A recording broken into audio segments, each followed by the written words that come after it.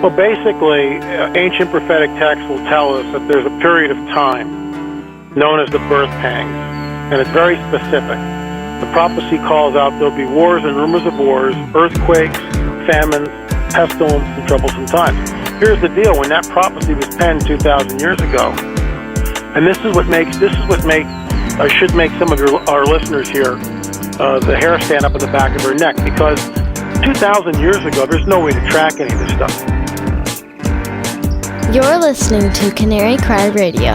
Now here are your hosts, Basil and Gonz. Hey everybody, welcome again to another episode of Canary Cry Radio. My name is Gonz. Basil has been on tour with a musical group that he's a part of.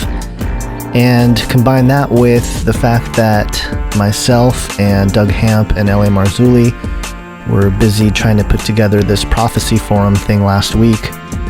And it resulted in no show for about a month, no Canary Cry Radio for almost a month. And which is too bad, because one of the things that I wanted to do as a New Year's resolution was to put out an episode every week. And it just didn't happen. I just dropped the ball. So I'm one of the, 90% of people who can't keep their New Year's resolutions. But I wanted to talk a little bit about the conference because it was a lot of fun. It was definitely a good time. It was pretty stressful to get everything together and get there on time and have the presentation ready and everything like that. But it was a great payoff because I got to meet quite a bit of people. Many of you who are probably listening now, you guys came up to me and expressed your love for the show and for just appreciation for what we do here. And that's just great. I love that. It's just so encouraging. And all I have to say is praise God, because without God, we wouldn't be doing this. And without you guys, we wouldn't have any kind of incentive to do anything related to Canary Cry Radio or otherwise. So just wanted to say thanks. And if you couldn't make it, that's okay. What I'm going to do today is ramble on for a little bit because my partner in crime is not here. But I'm also going to play the audio of my presentation that I thought it went okay. I was a little nervous. When you're up there, it's different. It's a rush, partly. I was telling Doug afterwards, I'm like, hey, this is pretty cool. You know, you get a little rush going just from, being on stage. And I had a little bit of that when I was in the band, but it's different when you're playing music. You sort of have to rely on other dudes to hit their parts so that you can hit yours. But this is different. It was like, this is all you. You got the stage. You just have to keep people's attention. I spoke for about an hour and 10 minutes. So it's hard for me to pay attention to anything for an hour and 10 minutes. So it was definitely a challenge to make sure that people didn't fall asleep. I didn't see anybody fall asleep, so I guess that's good. But there were definitely like one or two parts. I went over it today because I edited the video together, and hopefully that video will be up on YouTube in the next couple days here. Just basically me talking on the corner and just showing the slides, and I added extra videos and pictures and stuff that related to the things I was talking about. But one thing, though, that was kind of funny, I guess, good and bad, was that the camera that I used to record my talk was a little GoPro 3. And I have a buddy named Rob, who let me borrow the GoPro 3, which was a blessing. It was great. However, my stepdaughter was the one who was filming. And one of the things with the GoPro is that there's no back screen. There's no screen for you to check out what you're seeing. And I know there's a way to hook it up through Wi-Fi, but I had just gotten it from my buddy and I didn't really have time to really get into it and try to figure it out. So it's really funny because the video footage is, first off, because the GoPro is more made for action, the place where my stepdaughter was sitting was pretty far away from me. And so I'm like this little tiny thing. And the footage is so wide that it picks up. It's got good range. It's great for like skydiving and stuff, but it's just not good for just filming someone talking. And so that's the reason why if you guys check out the video, I'm not in it the whole time speaking. And when I am, it's just a little sliver. And I just push myself over to the side of the stage, or excuse me, the side of the screen, because it was just kind of challenging to put any focus on me, which is fine. I don't really care. I really not rather show my face too often on video and whatnot, which I guess is going to happen eventually. I did the Skype thing with Doug prior to the conference, and well, anyway, it was just a great time. A lot of fun. Doug did a great job. LA did a great job. LA told us some things that he learned down in Peru when he was down there, and he's getting ready to release his book, On the Trail of the Nephilim. And it's just, he's doing some amazing work. He's really going after looking for these bones of Nephilim. And it's fascinating. I mean, I wish I can do that. I wish I can just do this full time and start hunting around for Nephilim bones, but that's the work for LA for now. And maybe in the future we'll do something where we go somewhere. But one of the things that I learned from LA this weekend, which was fascinating to me, just because locally speaking, he had mentioned that there were some 10-foot giants that were found in the 1920s on a small island right off the coast of California here called Catalina Island. And I have been to Catalina Island. I was a kid when I went there. There's a lot of camps and stuff that go on. You take a boat, you get down there. It's about 26 miles or so off the coast of California. And I don't remember much of the trip. It was just, hanging out in a tent and running around on the beach and things like that. And so it was just fascinating to hear him talk about what he uncovered there. And actually, he didn't uncover the bones. What he found was the journal of the archaeologist who dug these things up. And the journal was recently released, and of course the bones are missing. They're gone. So apparently LA went down there to try to see what was going on, and he discovered that not only was the excavation site pretty much blocked off, but to take a picture of anything in that area would cost him $7,000. So yeah, I mean, I guess that's pretty telling, right? If it costs $7,000 to take a picture of a location, what are they trying to hide? Why are they trying to hide something that should be open to everyone? And also, what was fascinating was LA contacted some other archaeologists who have knowledge of this man's work. I forget the guy's name, who was the guy who dug up the bones in the 1920s. But the response LA got was, oh, he didn't know how to measure. And again, what kind of excuse is that? You don't say that unless you have something to hide. How can you say that your fellow archaeologists, even though it may have been a century ago, didn't know how to measure? It just doesn't make any sense. So I think the more we do this work, and the more guys like LA are out there trying to expose this thing, the more it's going to come out. And I don't know how. Well, I do know how. I have at least a working theory, and a lot of people have come up with the same sort of idea of a scientific dictatorship where, basically the academic world has control over what is discovered and what is disseminated into the masses, and they can control that by funding certain projects and not funding other projects. So really, money has been the tool that has guided this deception all along. So, and, I touch on that a little bit in my talk, but, I was surprised at just some of the people that came up to me. And one fine lady came up to me and said that she, that the film Age of Deceit changed her life and everything. And it's just so touching to me. And all I can say is praise God, because, I don't really, sometimes I forget, the things I talk about in the film. And so somebody will bring something up and I go, oh yeah, I talked about that.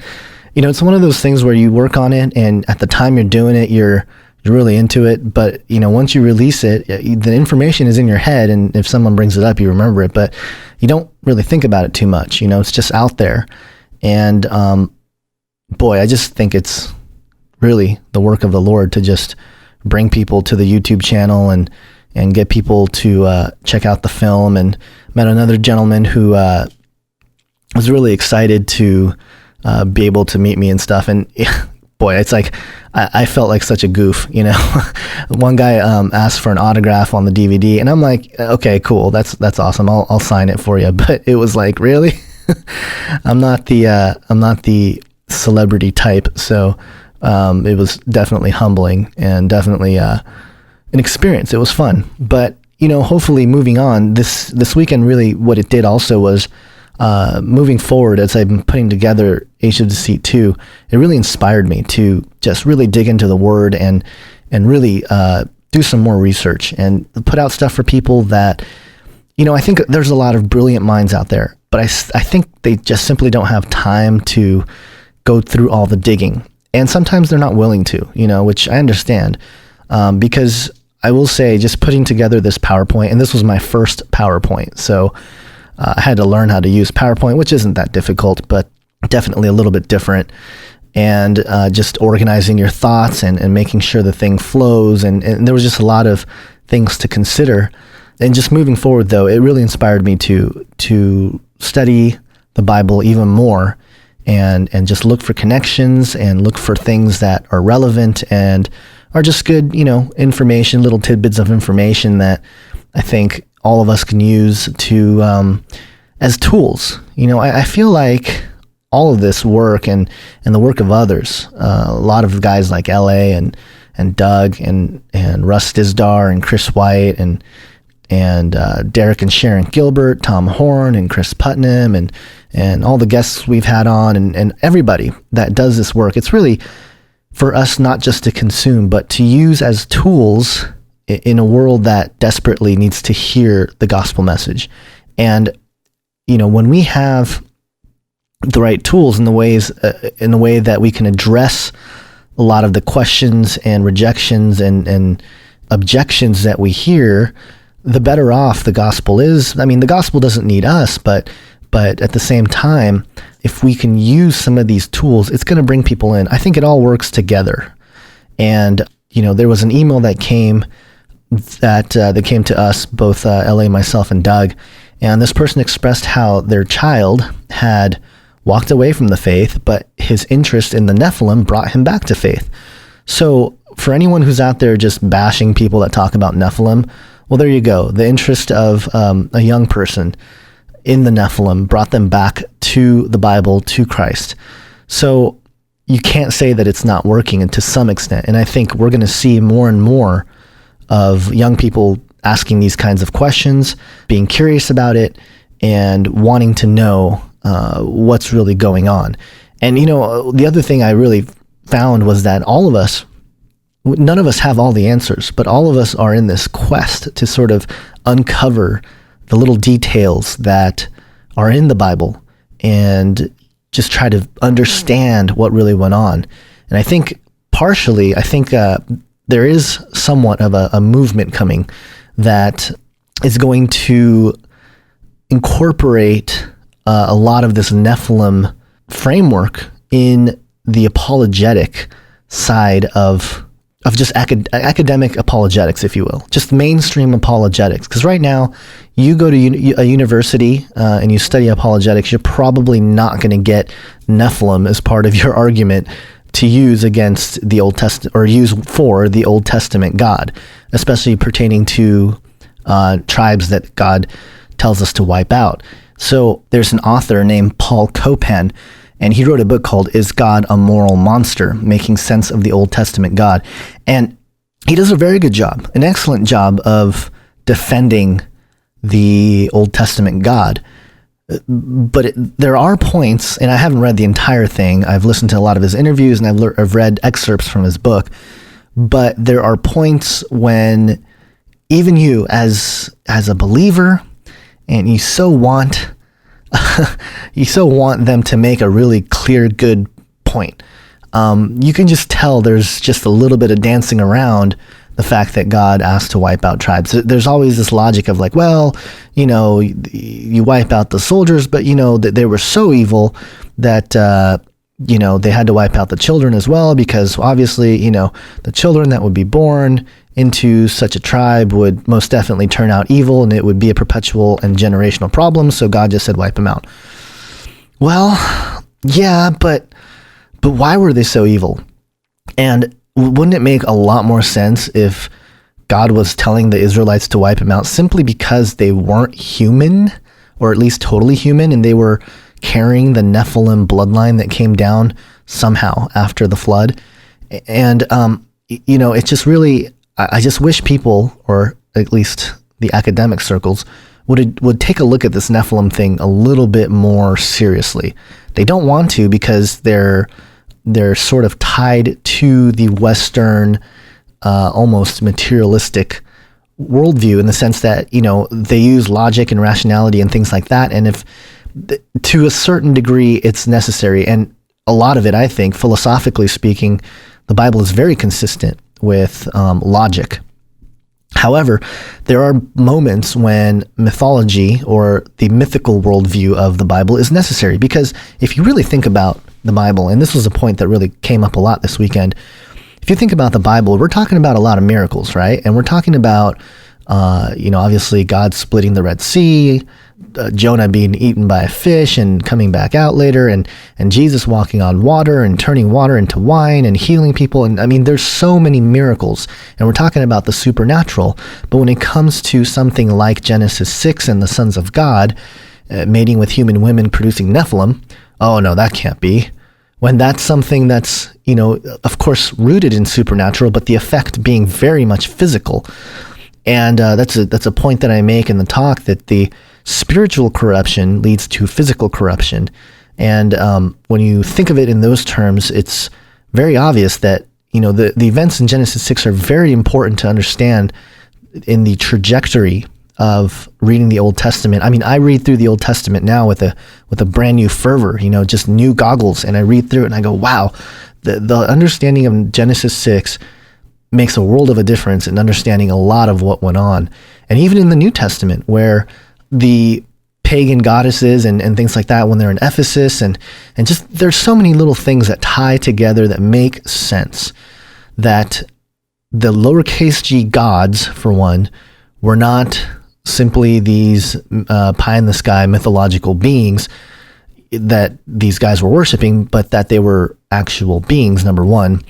And number two, that the Nephilim theme is very prevalent. And somebody asked at the conference during the Q&A section, or session. I said section, and when I was up on stage too. Q&A session. A gentleman asked, what does this have to do with the gospel, with evangelism? He brought up the point that in the book of Acts, in Acts 2, there was no talk about Nephilim. There was no talk about the sons of God. There was none of that. It was just the gospel and you're saved. And so how does, talking about this issue relate to it at all? And, I think it's a really important point to make in that instance, is that the people in the first century, I think they had a better grasp of this than we do today when it comes to ancient history, as far as what led them to where they were. If you read Josephus flat out says that there were bones of giants, of Nephilim giants, basically on display in the first century. So when you think about that, you're talking about a culture that very much understood what the history was of man, and what the significance of Jesus coming and dying and resurrecting, what all that really meant. And I just think it's a very important point, because if you ignore that, it's just kind of a nice thing that Jesus did and all this stuff, but there's a much deeper spiritual implication that goes all the way through to the book of Revelation. And I just think it's vital that we at least acknowledge Genesis 6. Even if you don't want to get into all the other things that come along with it, obviously, looking at UFOs and looking at all this stuff, I think it's just vital that you at least let others know, hey, go read Genesis 6. Just tell me what you think. Go read the first 20 verses of Genesis 6 and let me know what you think happened. What is God trying to tell us there? Why is it important? It's appalling to me that a lot of, people who hold on to the Bible will say, every word is inspired, it's inerrant, and things of that nature. But when it comes to verses that are uncomfortable, they don't really, well, that doesn't really, address the gospel, or that doesn't really mean anything. It doesn't really matter to me. How does it apply to me today? And again, the point of, and we bring this up over and over and over again, and I feel like a broken record here, but this idea of Jesus saying, as the days of Noah were, so shall it be in the coming of the Son of Man. I just think people that were in the audience were like, whoa, as the days of Noah, you mean the sons of God coming down, mating with human women, and the Nephilim running around, those big giants that spilled blood everywhere, those guys? That's not going to be cool, and there's a reason why it says, unless these days are shortened, no flesh shall survive, right? I mean, there's so many verses that Jesus tells us just flat out, it's how it's going to be in the end times. And all indications when we look around is that we're headed right into that storm. I mean, we are really in those days. And, I've heard somebody, I can't remember who it was, somebody who I respect mention, I think they were trying to put off this idea of using that verse, as in the days of Noah, to indicate or imply any Nephilim in the end times. Because the point that they were making was, well, what do we do about, people lived for hundreds of years in the days of Noah? Do we, apply that as well? And it's like, well, it's very possible, because where science is taking us, and medicine and, technology, where it's taking us is a place where we live longer, we live healthier, things like that. And, so anyway, I'm kind of rambling on and on and on here, but, I just thought it was a great weekend. It was a lot of fun. It was a lot of fun to meet people face to face who are listening. I know you're listening out there. It was great to meet you. And I'm looking forward to meeting more people that listen to the show. And I'm really excited about the future of not just Canary Cry Radio, but Age of Deceit too. Oh, another thing I wanted to mention is we did record, for those of you who have supported us in getting Rob Skiba out here to get an interview. We were able to do that. We got to interview Rob Skiba, and it was actually really cool. We, again, we used the GoPro, which, I don't know about the GoPro. I'm very skeptical of the GoPro now. It would be great for me to jump out of an airplane with the GoPro, which I would never do. But as far as like just filming stuff, I don't think it's the best camera. In any case, we were able to get a really good shot of Rob. He spoke a lot. He spoke for about an hour and 15 minutes on camera. So a lot of footage there. It was kind of scattered because I was just throwing him questions.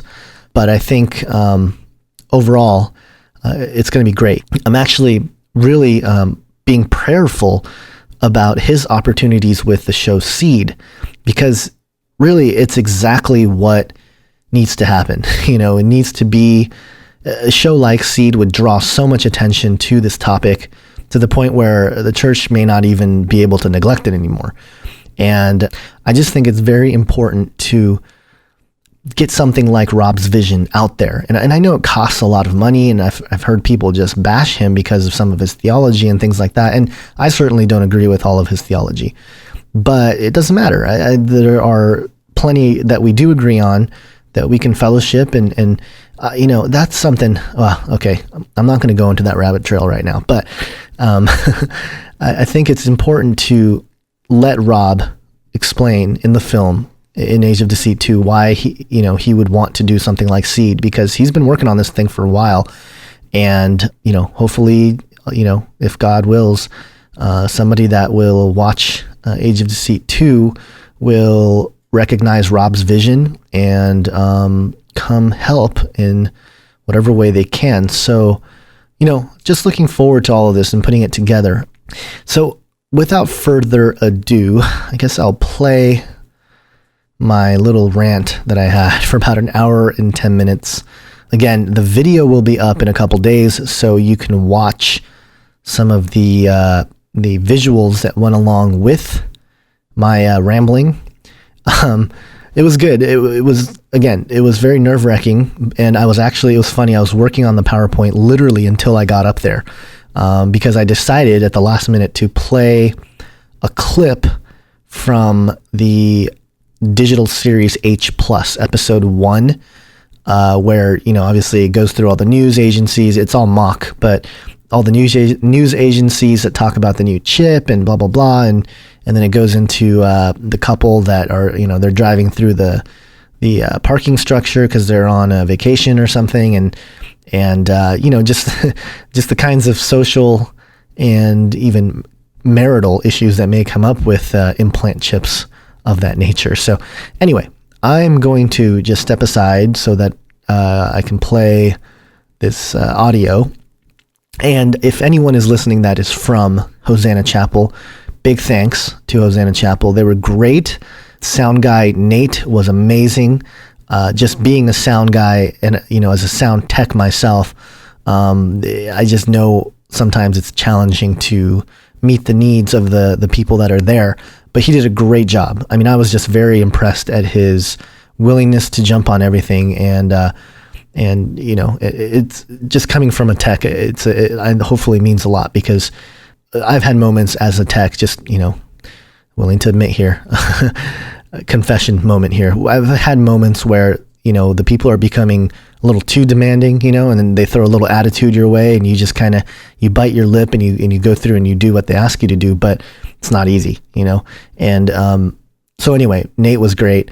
And thank you for Hosanna Chapel for hosting this event. And again, without further ado, I'm just going to go ahead and play this clip.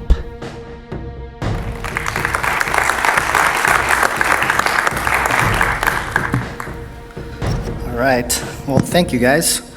Thank you, Doug. So I made the film Age of Deceit, Fallen Angels and the New World Order.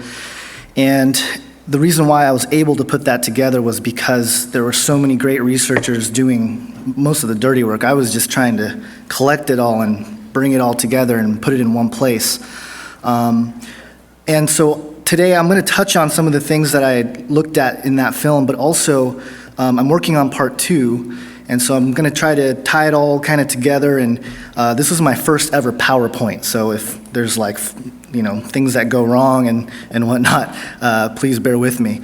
But here's the cover. I basically used I think it's called the Vitruvian man. It's like the man here. And then a transhumanist, and then an angel. Because that's really the ideal that a lot of these fallen angels are teaching humanity. It's this idea of us becoming gods, and we're going to go through that. But today's talk is called Rise of the Beast Image. I'm looking at the role of science and technology in the unfolding of Bible prophecy. And I'll lay the groundwork, and I'll tie it into how I think it's going to tie into the UFO deception in the end times. I want to start here. What is the hope that we have in Jesus Christ? I started off this conference by saying that 1 Peter 3:15 always have an answer for the hope that we have. And we know that, but we don't really actually normally talk about that hope. And when the world talks about hope, they're talking about things in terms of uncertainty. We say things like, or I've said things like, I don't know what I'm doing up here, but I hope it goes well, things like that. But the hope we have in Jesus is a little bit different, and I think there's lots of places in the Bible that talk about it. I think Romans 8 is a great place. It says, "For I consider that the sufferings of this present time are not worth comparing with the glory that is to be revealed to us. For we know that the whole creation has been groaning together in the pains of childbirth until now. And not only the creation, but we ourselves who have the first fruits of the Spirit groan inwardly as we wait eagerly for adoption as sons, the redemption of our bodies. For in this hope we are saved." And this weekend we looked at, through Doug's work, how this is a real hope. This is not just this pie-in-the-sky idea hope. This is a real hope, a physical hope. But there's another kind of hope, and it's the hope in man. I'm going to start here with this guy named Manly P. Hall. He is an occultist. He's touted as one of the greatest occult authors in the 20th century. He wrote a book. He wrote many books. One of them was called The Secret Destiny of America. And in it, he says this. He says, "The supreme human purpose is the perfection of man. This must come first, and when this end has been achieved, all good things will inevitably follow." And we know that in Hebrews 4:4, it talks about friendship with the world is enmity with God. Psalm 115 talks about idols being the works of human hands. And this should really cause us to ask, okay, the supreme human purpose, what does that even mean? What does it mean to be human? How do we measure perfection? All these ideas should really percolate in our minds as we look at quotes like this. And really, it can be summed up very nicely in what's called the Luciferian philosophy. This is a quote. I'm going to quote a man by the name of Bill Cooper. He was a researcher that was shot and killed just a couple months after the 9/11 attacks. He was a Christian. He saw a UFO when he was in the military, and he went on a quest to find out what's really going on. And he did a really good job of uncovering a lot of that. I don't agree with all of his theology. I don't agree with all of his exegesis and how he handled the Bible in certain passages, but none of us do. But he said this, I think it summed it up really well, in a talk he did in Lansing, Michigan, and I use a clip of this in the film, but I'm just going to read it. He says, "Here's the way they look at it. Here's their metaphor for the end of innocence.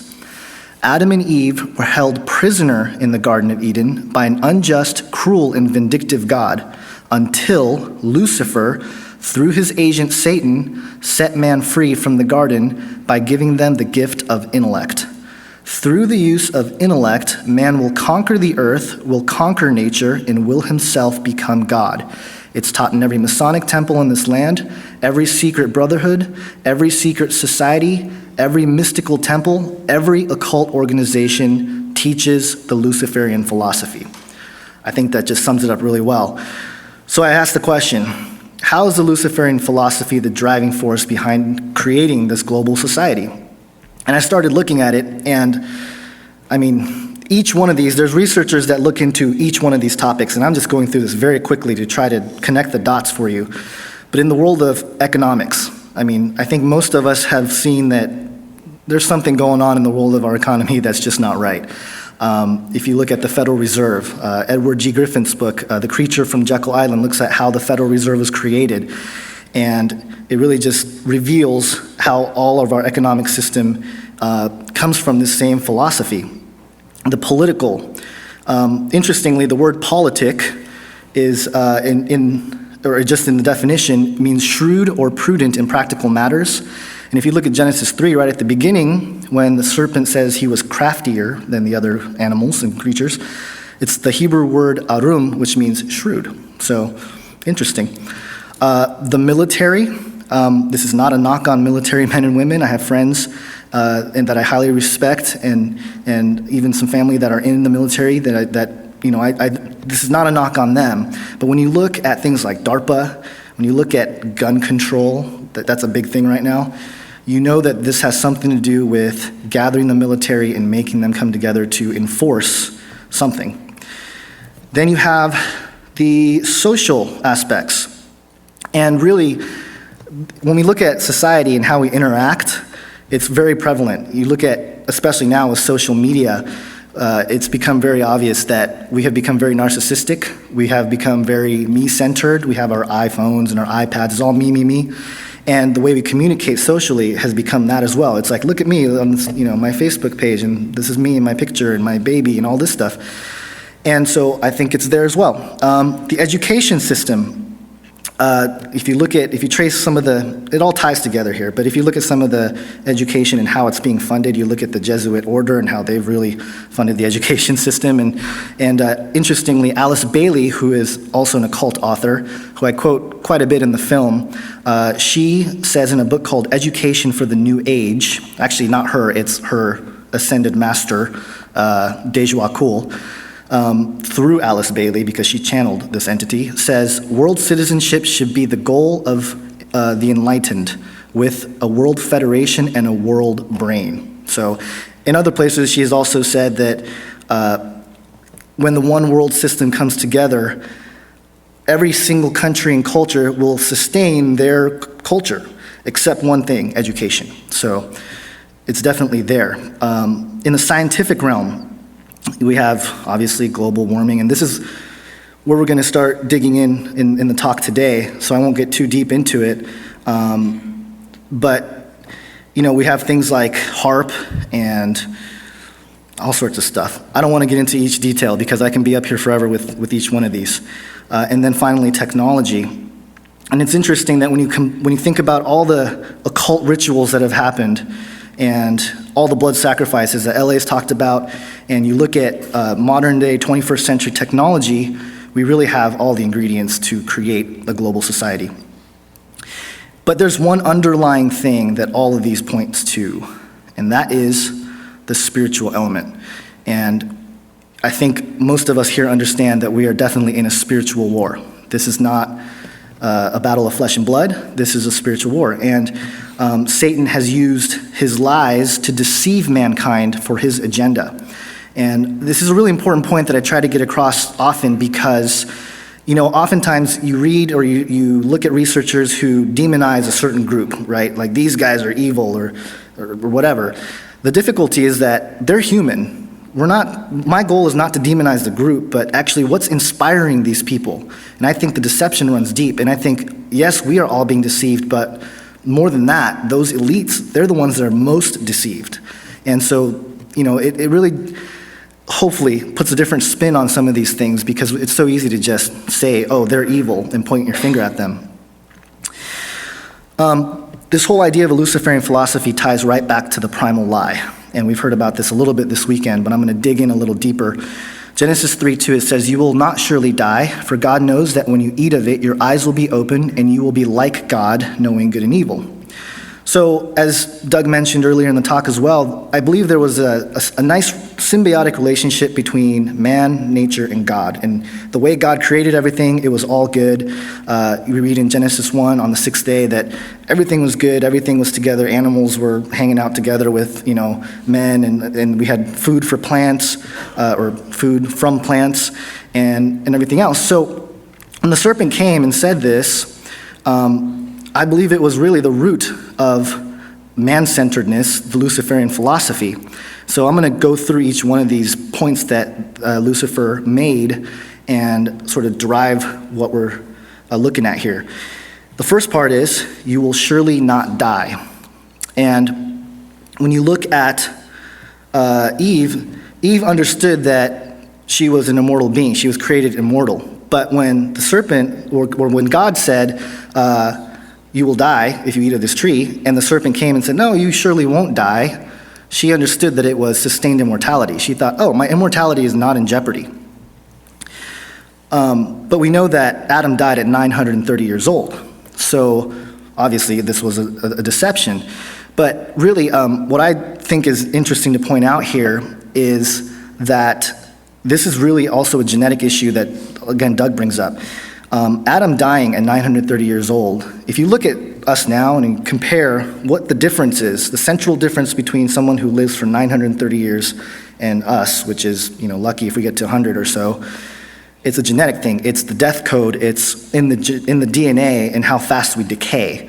So really, I've heard people say there's no genetics in the Bible, and I disagree. I think it's there if you really look for it. The next part of it, for God knows that when you eat of it, your eyes will be opened. And this is kind of like the hook. This is really talking about esoteric information. This has been the staple of secret societies, the mystery religions. Even when you look at, and I'm kind of hesitant to say this, but even within the church with different denominations, this is really what's going on. People saying, ooh, we have secret knowledge that all these other guys just don't get, so come with us. And it's this idea of building walls. But it's fascinating when you look at ancient art. The idea of eyes being opened is really prevalent. This is a sculpture of Inanna, which is a sun goddess. Sometimes she's referred to as the moon goddess. In Akkadian, she is known as Ishtar, where we get the name Easter. She's also known as Belili, the wife of Baal. And David Flynn has pointed out she's the goddess of the dog star Sirius, and also Europa, the queen of Sidonia, where we get the name Europe. And here's another one. And again, notice the eyes of the first one. I'm sorry. They depicted these people with huge eyes, and they used to put jewels in them to signify this idea that eyes being open, secret knowledge. The second one is a Sumerian statuette from Temple Abu, and I believe this person looks kind of like Nimrod, but again, the depiction of having huge eyes, that they know something, they are special in some way. And this is the big one. You will be like God. And really, this is talking about apotheosis, which is to deify or to be made divine. I'm going to go through some belief systems very quickly and show how this is part of almost every world religion. You have the New Age, this idea of ascension, Christ consciousness. They talk about connecting with their higher self and becoming like God. In Buddhism, you have nirvana, which is, of course, stripping yourself of desires and becoming a higher self, which I never got, because isn't that a desire to strip all yourself of desires? It just didn't make sense to me. Then you have Hinduism, which promotes pantheism. Everything is God. This podium is God, therefore I am God. Then you have ancient Egypt and mummification, this idea that you have to perform certain rituals, you have to handle these pharaohs with certain care so they can ascend and go to the next world. Celtic and Chinese pantheons are filled with former humans that became gods. Gnosticism, I chose Star Wars and The Matrix because they really show this idea of apotheosis really well. Obviously, Star Wars, when Luke goes and I think Empire Strikes Back, Luke battles himself, right? And he emerges a new, better Luke. In The Matrix, he's trying to overcome certain things, and then he starts seeing everything in ones and zeros, and he can dodge bullets and all that stuff. Then you have Freemasonry. I chose to put apotheosis of George Washington just because it's the best example. It's the clearest example that I hope people will recognize. And I have a picture here of the apotheosis of George Washington that is in the rotunda in our nation's capital. I just think it's interesting that Christians, don't really realize that right there in our nation's capital is a painting of our first president being deified into a god. So, do we live in a Christian nation? I think we live in a nation with Christians, but I don't know if we live in a Christian nation. Then we have transhumanism, this idea of human immortality, the singularity, and we'll dig into that a little bit more later. And we also have Mormonism and the idea of exaltation, that we're going to become gods and we will rule over planets.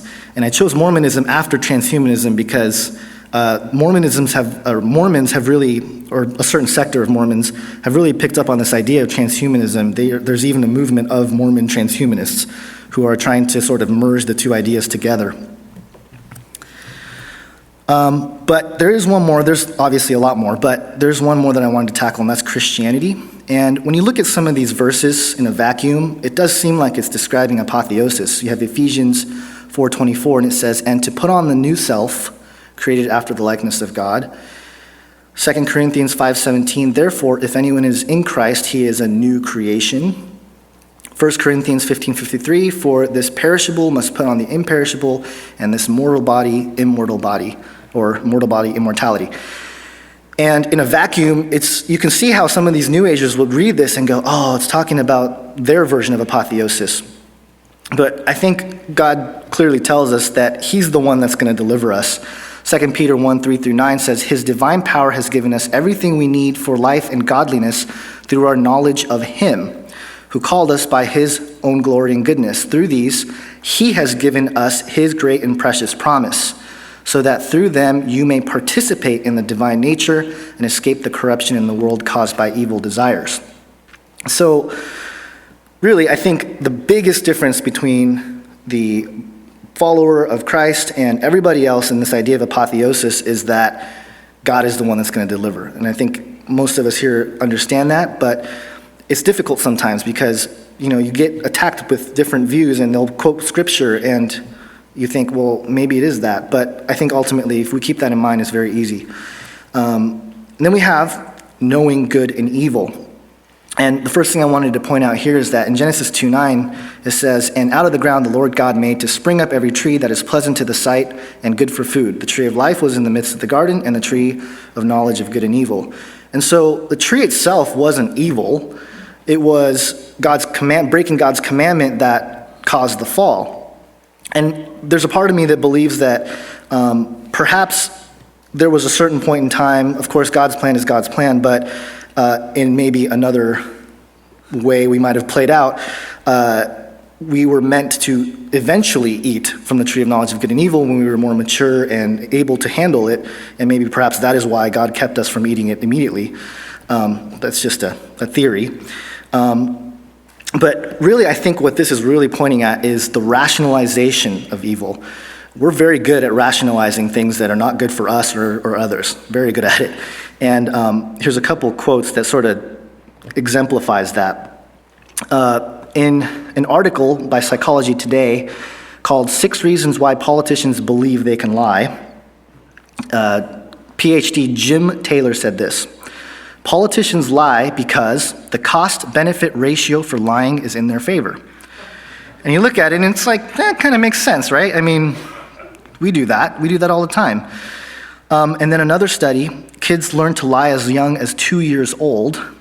A couple psychologists did a bunch of studies, and one of the psychologists who did the study said this: if your child lies, it's not a sign that your child will develop into a sociopath or a pathological liar.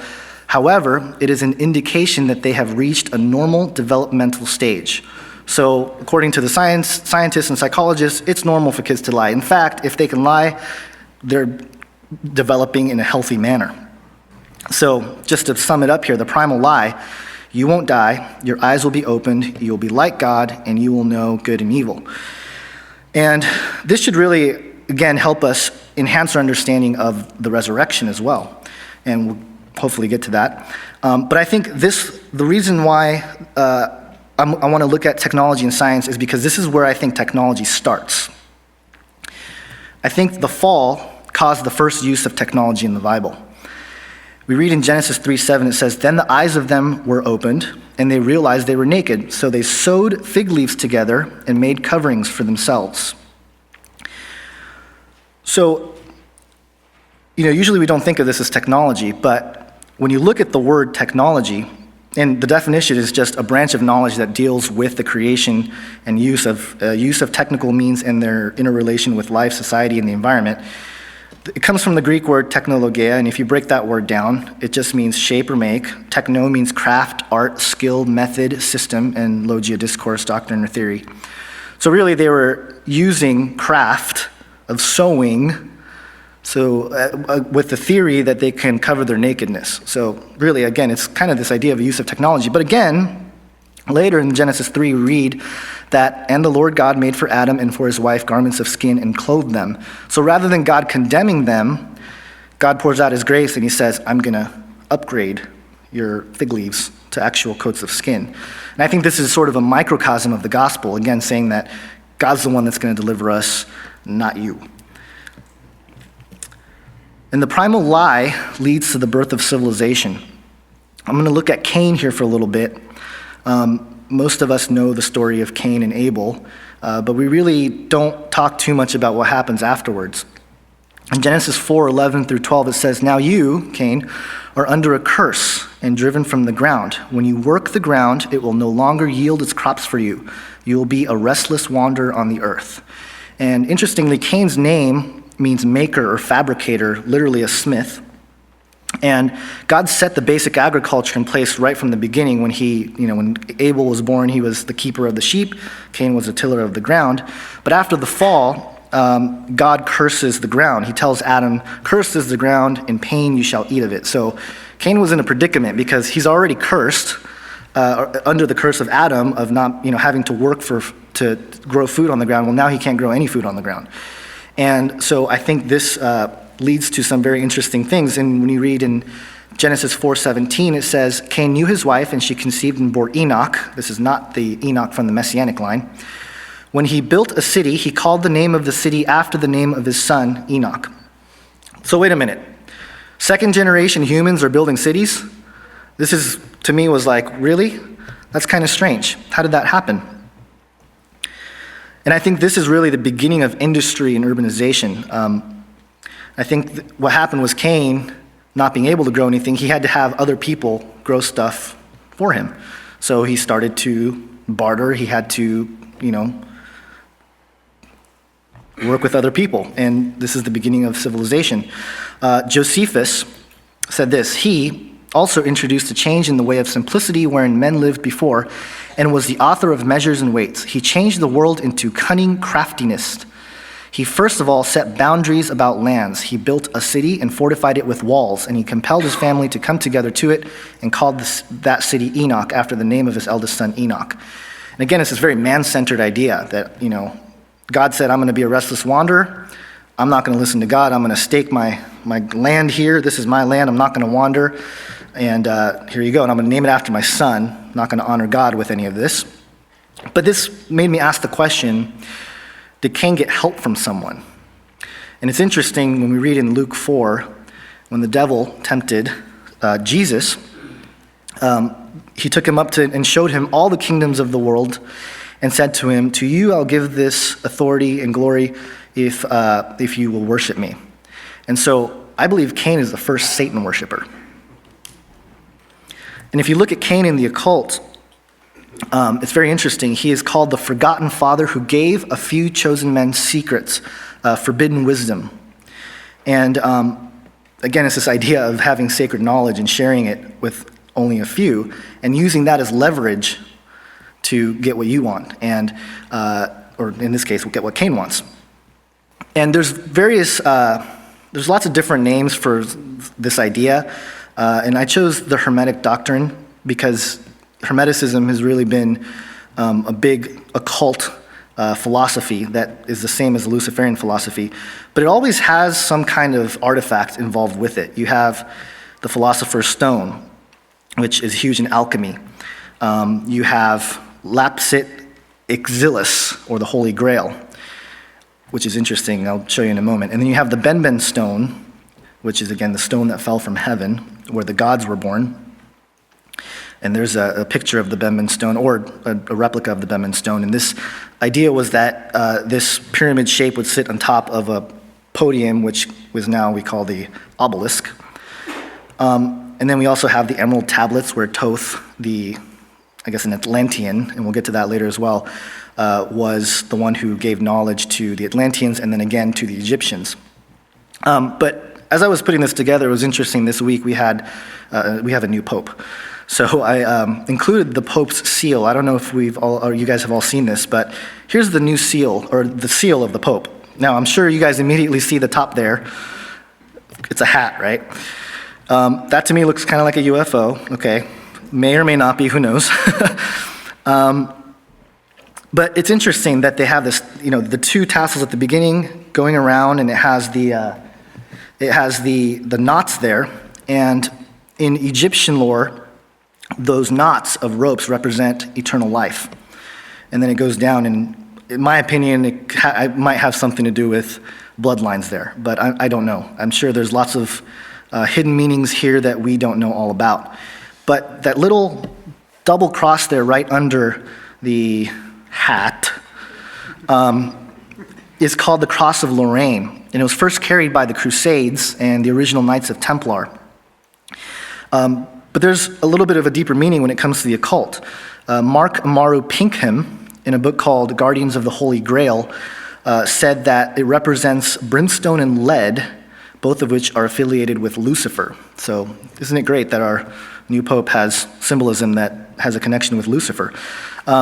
There's also a group called the Ordo Lapsit Exilus, who are an invisible college or a secret society, underground society, dedicated to the recovery of the stone that fell from heaven, this idea of seeking the Holy Grail.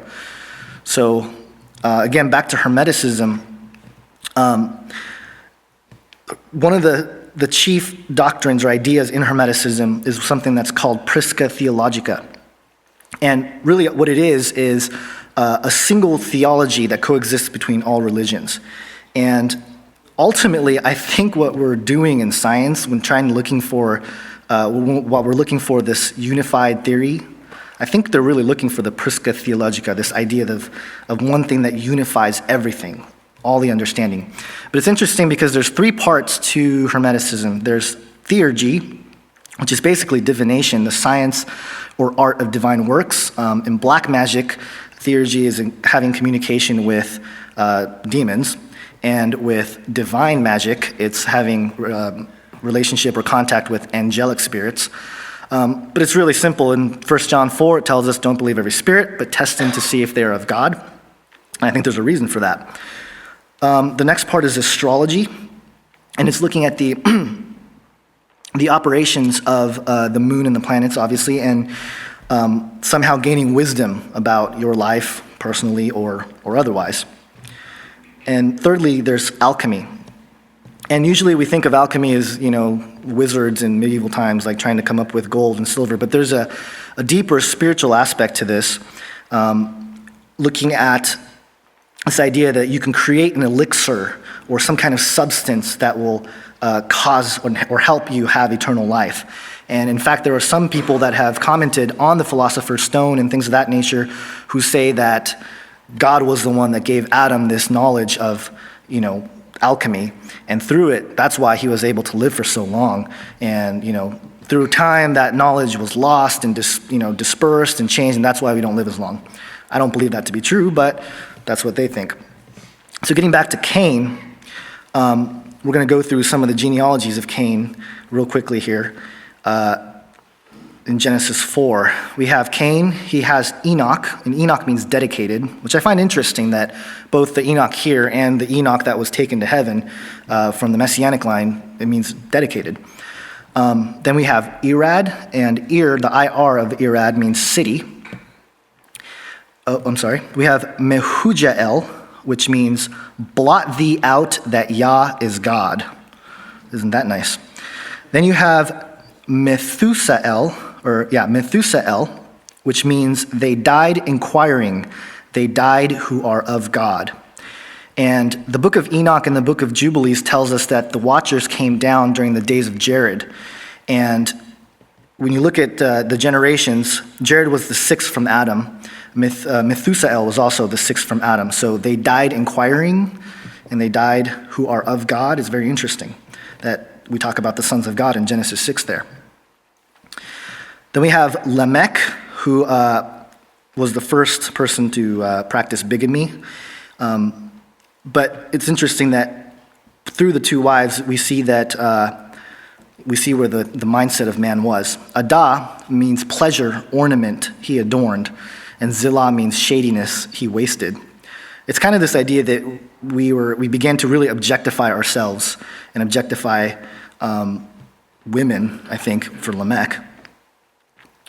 And through these two wives of Lamech, Adah had Jabal and Jubal, and Zillah had Tubal-Cain. And they are obviously known to be the ones who, Jabal, tent making and livestock, Jubal, musical instruments and the arts, and Tubal-Cain being the one that really started to use tools and weaponry. So it's interesting when we look at Enoch, the book of Enoch, in chapter 8, it says this, and Azazel, which is a fallen angel, taught men to make swords and daggers and shields and breastplates. And he showed them the things after these and the art of making them, bracelets and ornaments and the art of making up the eyes and of beautifying the eyelids and the most precious stones and all kinds of colored dyes. And the world was changed, and there was a great impiety and much fornication, and they went astray, and all their ways became corrupt. Amizarach taught all those who cast spells and cut roots. Armoros, the release of spells, and Baraquiel, astrologers, and Kokabiel, portents, and Tamiel taught astrology, and Azradel taught the path of the moon and the destruction of men. And at the destruction of men they cried out, and their voices reached heaven. So I find it interesting that these fallen angels have names in the book of Enoch. So we've obviously looked a lot at this idea of as in the days of Noah, and we have mentioned here that the fallen angels came in the days of Jared. So when we look at the genealogy in Genesis 5, in this chart, it's fascinating to see how much the days of Jared and the days of Enoch overlap. And I just find it fascinating that Adam was around through all this stuff, or at least most of it. And just to see the how long each person lived. And of course, we come to Genesis 6, and I'll go through that. Well, we all kind of went through that this week. It's where the Nephilim are born. And so just a real quick summary so far. A proper balance between man, creation, and God existed prior to the fall. After the fall, man began using his own abilities to make up for the loss of this balance. In the process, Satan and his fallen angels came to help guide humanity in the pursuit of restoration. At a certain point, some of these fallen angels took on flesh and mated with human women, leading to a near complete corruption of the human race, Nephilim, resulting in the flood. The philosophy that drove the attempt to destroy the messianic line prior to the flood was and will continue to be the philosophy that will result in the second coming of Jesus. And Satan is really quite clever. He's been able to orchestrate this before, and I believe he's doing the same thing now. I don't think he's doing anything different. He's really, again, deceiving us to thread our own noose. And let's move on. So going from that point, what is the role of science and technology in Bible prophecy? There's a lot of commentary on this, right? Especially in the last few decades with chips and all sorts of stuff. But, we often think that we are really ahead on technology, that we are just the most amazing generation because we have iPads or iPhones and stuff like that. But there's a problem when we look at the Bible, because the Word of God tells us in Ecclesiastes 1, what has been is what will be, and what has been done is what will be done, and there is nothing new under the sun. Is there a thing of which it is said, see, this is new? It has been already in the ages before us. There's no remembrance of former things, nor will there be any remembrance of later things yet to be among those who come after.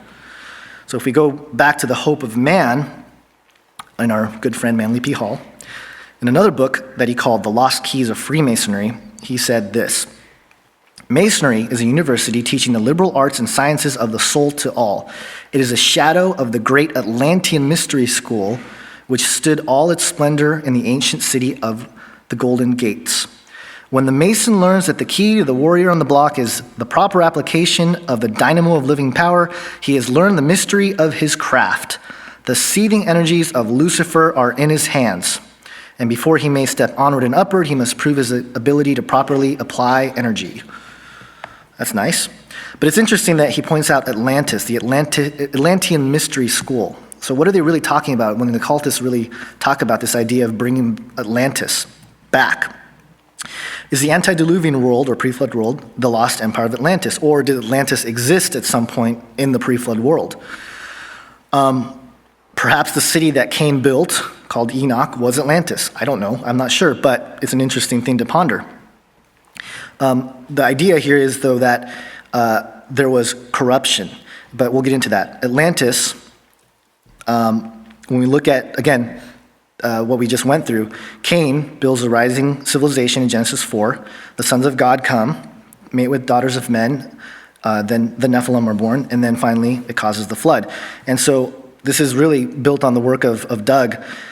Now the earth was corrupt in God's sight, and the earth was filled with violence, and God saw the earth, and behold, it was corrupt, for all flesh had corrupted their ways, or their way on the earth. And when we look at the word corrupt, it's chath. I'm sure I'm butchering the pronunciation there. It means destroy, but it can also mean blemished animal, harmed, polluted, ruined, or spoiled.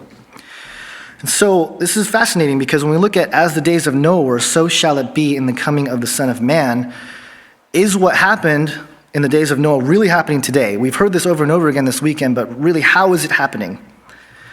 Well, there's this document that I read about in elementary school, interestingly, called The New Atlantis. It was published in 1627 by Sir Francis Bacon. Bacon was a Rosicrucian and a Freemason, and it's well known that he was part of the highest echelons of the intellectual circles of his day. And he's the founder of empiricism, and so he's kind of the forefather of the scientific method, right? If you ever speak to atheists, they'll tell you, like, the scientific method is, basically God. They won't say that, but that's kind of what they're thinking. And it's sort of the beginning of this materialistic worldview that has sprung up right now. And when you read this book, it's a fiction, but it's really the blueprint for the new world, and it's this blueprint for a utopian society where science is championed. And interestingly enough, there's a rumor, and I'm not sure if I can vet this, I don't know how I would be able to vet this, but there's a rumor that Thomas Jefferson was the last person to actually read the original ending of the New Atlantis, but they put it away because it gave away too much information.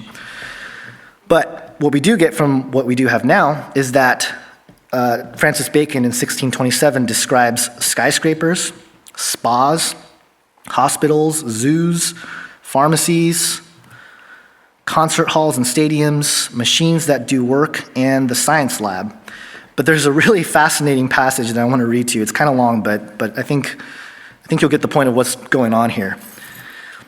It says, "We also have parks and enclosures of all sorts of beasts and birds, likewise for dissection and trials, that thereby may take light what may be wrought upon the body of man, wherein we find many strange effects as continuing life in them, resuscitating of some that seem dead in appearance and the like.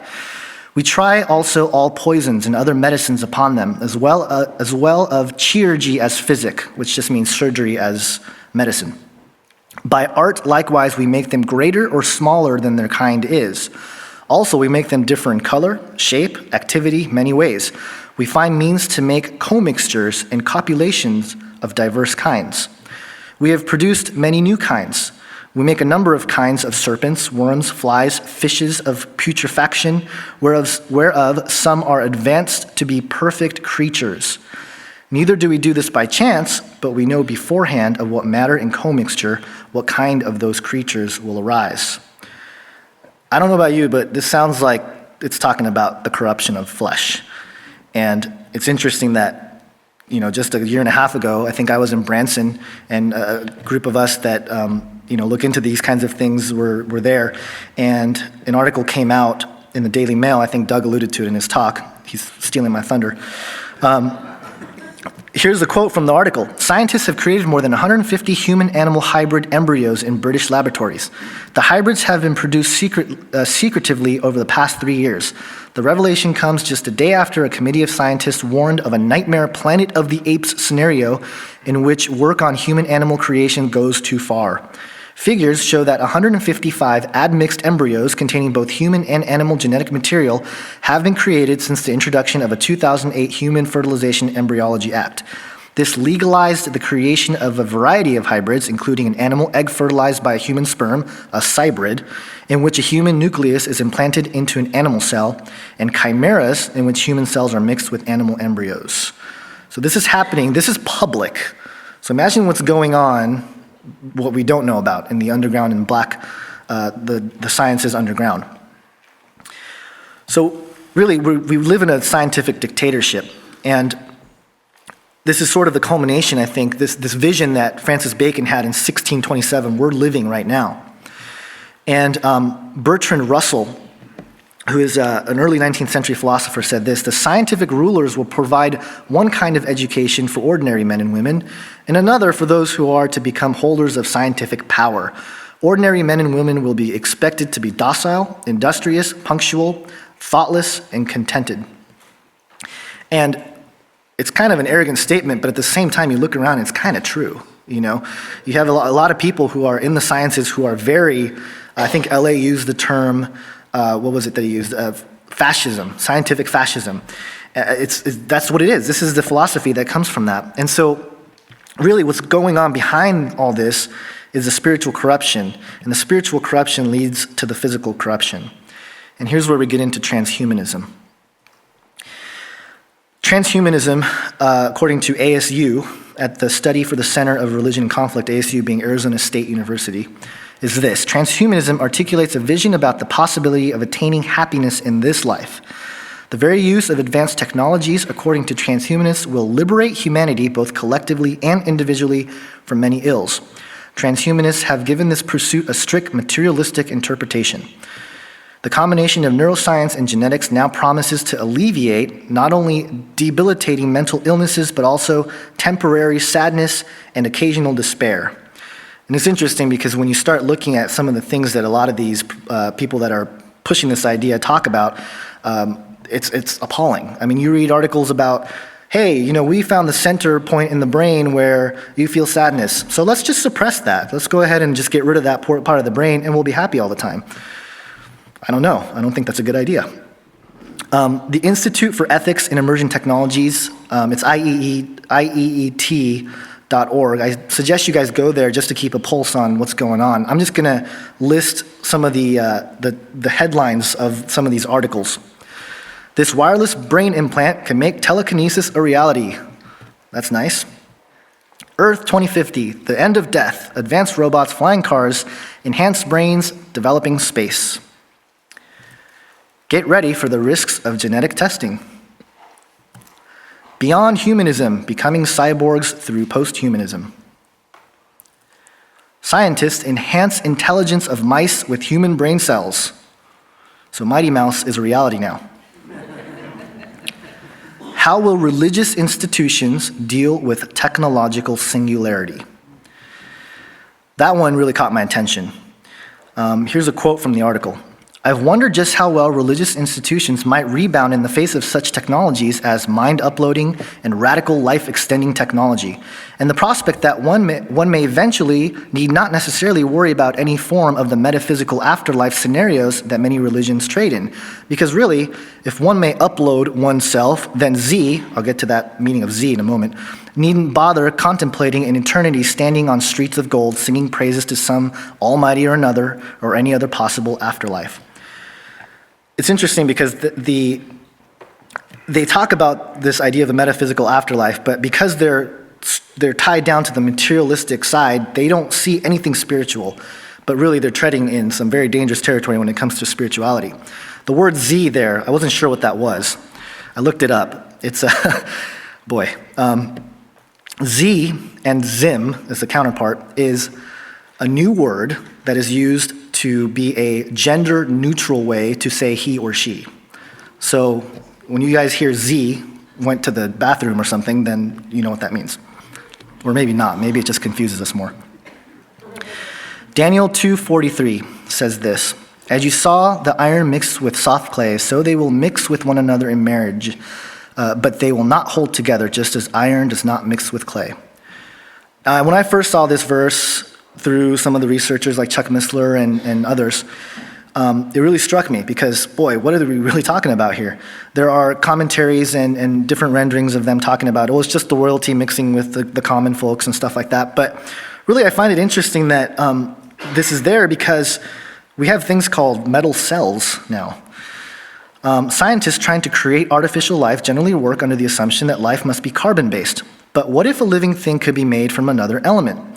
One British researcher may have proven that theory, potentially rewriting the book of life.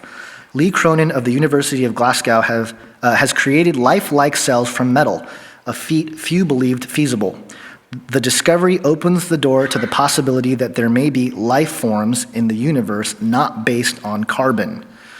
So this is where it starts to sort of tie into this ET thing, that when they show up, they may not be carbon-based, and it will be okay because we understand that metal-based life forms can exist.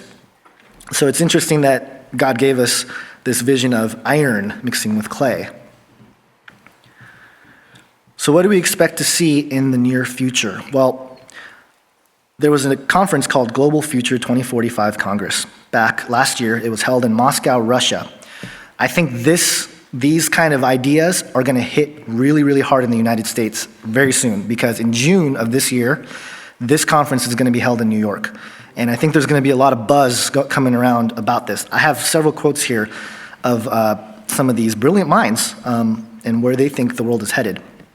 The first one, Sergei Khrushchevsky, a PhD in test cosmonaut, he says this: humans must change. If we want to survive on Earth, much less settle beyond our planet, we will have to become different. In what way? We will have to develop the techniques, the technology, perhaps to transplant our identity to another platform. We must extend human life because it is in fact embarrassing and unfair to live for only 70 to 80 years, or even less, when there are technologies available that allow you to extend the lifespan to 200 or 300 years old. Now, I find this interesting. I feel like he sort of spilled the beans when he wasn't supposed to, that there are technologies that can make us live 200 to 300 years old now, that they already exist. Here's another one. Now, one concept that is useful, I think, in thinking about long-term futures for humanity is the notion of the single tongue, which should be a world order, where at the highest level of organization there is only one decision-making entity. Now, that decision-making entity could be any of a wide range of certain structures. It could be the world democratic government. It could be a dictator. It could be a super intelligent machine. But the unifying feature would be that they'll all have the ability to solve global coordination problems. For example, to avoid arms race or to solve these global common problems, like when we have different countries spewing out pollutants into the atmosphere or overfishing the oceans. Now, all these kinds of coordination problems that arise from the lack of a single decision-making entity on the top. I just find it fascinating that these scientists are calling for like this global order and like this one mind entity to rule everything. And here's more. I mean, if you go to this website, it's like a hub for all these quotes. It's great. Firstly, we can make a few general philosophical propositions. Any progressive phenomenon in evolution cannot be progressive forever, as leaders in evolution replace each other. In this sense, science is a typical progressive phenomenon. It arose in response to certain crises and served to overcome them. So science is in this quality as the basis of the formation of the vector of the development of human civilization, cannot be a leader forever. From this, it follows that a change in leadership will take place, and another leader must come to replace science, a leader about which we do not yet know anything about. Well, I would argue that the Christian knows quite a bit about it. Here's another one. We have had many brilliant ideas and innovations presented at the Moscow Congress of Global Futures 2045. These innovations are very exciting and very important, but the big question is, how do we link them? How do we promote them? How do we popularize them? In such a fashion that we create a new world consciousness, a new world civilization, in what my friend David Hook calls global enlightenment. So again, they're all on the same page, and it's just very strange and fascinating to me that these brilliant minds are really going there. And I believe it's a spiritual deception that these guys are falling for. I'm going to go through real quickly the top 5 scientific discoveries in the year 2012, as according to Wired.com. And I'm only going to really look into one deeply, but number 1 was the Higgs boson found at the Large Hadron Collider, the God particle, which is interesting because when they asked the scientists, so what did you find? They said, well, the God particle, but we have to do more tests because we need to find out what it's doing. Curiosity landing on Mars. Interesting. I think that, again, they're trying to sort of not put all their eggs in one basket. They're trying to make sure that it comes from all areas. And again, I think it's the foundation, the platform for the Great Deception that we'll get to in a second. The rise in variance. This has to do with hereditary genetics. I looked into it a little bit. I wasn't quite sure what it all meant. But here's a quote from the article that sort of tells us what's really going on. It says, rise of variance, potentially troubling news for human population health. But there's a bright side too. The sheer accumulation of new genetic variants means that humans are more evolvable than ever. So just putting in the people's minds that science is telling us, hey, we're ready to evolve. Genome sequencing for fetuses. This is catching potentially fatal conditions early and also determining physical and psychological makeup of the child. Now, these are topics that have a lot to do with ethics, but I believe these are the types of things we're going to start facing as we move along here, unless the Lord returns. Our children, our children's children, they're going to be faced with the choice to make designer babies. You know, if a child is born with a syndrome or something wrong with them, they'll have the ability to go in there and fix them. And the question is, would you? And that's a very legitimate question. That's a very hard thing to answer. Quantum teleportation distance record broken. And LA talked about the world grid and the internet being that grid. I think it's going to be even more powerful than what we can imagine at the moment.